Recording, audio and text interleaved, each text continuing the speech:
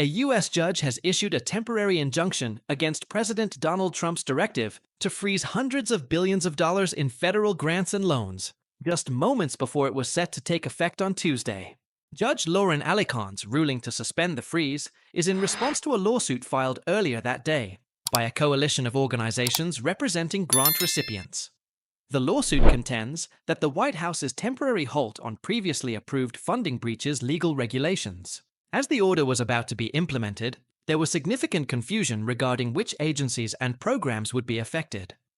The acting director of the White House Budget Office had directed agencies to temporarily pause all activities related to obligations or disbursement of all federal financial assistance, stating that this measure was designed to give the new administration an opportunity to evaluate which grants and loans aligned with their agenda. White House Press Secretary Karoline Leavitt characterized Trump's initiative to suspend billions in federal funding as an effort to be responsible stewards of taxpayer dollars. In her first press briefing, she explained that the funding pause would enable governments to reduce spending on woke gender issues and diversity initiatives. However, the announcement sparked confusion and frustration among opposition leaders as recipients of federal loans and grants, such as nonprofits and research institutions, faced the potential loss of funding. Judge AliKhan indicated on Tuesday that she was issuing a temporary stay to maintain the status quo until an oral argument could be held, now scheduled for Monday morning. The White House's directive could have influenced billions of dollars earmarked for federal programs, ranging from disaster relief to cancer research. In a post on X, Diane Yentel, president of the National Council of Nonprofits, the organization that filed the lawsuit, hailed the ruling as a victory. "Our lawsuit was successful. The U.S. District Court is preventing OMB from proceeding with its reckless plan to halt federal funding," she stated.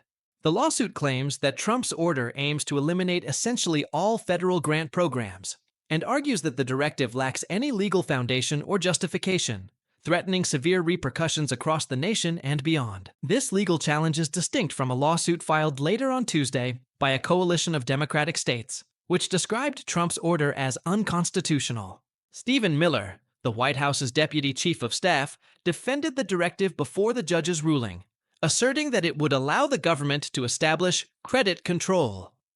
He emphasized that the order would not affect any federal programs that Americans depend on, including the Meals on Wheels food delivery service.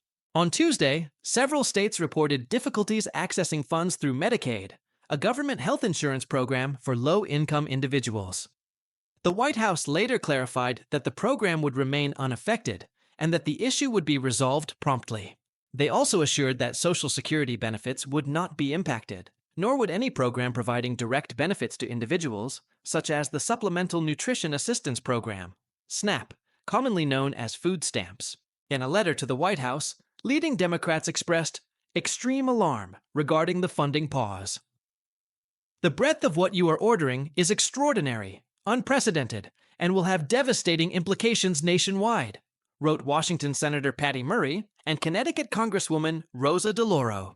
Chuck Schumer, the Democratic minority leader in the U.S. Senate, warned that the move would lead to missed payrolls and rent payments, resulting in chaos.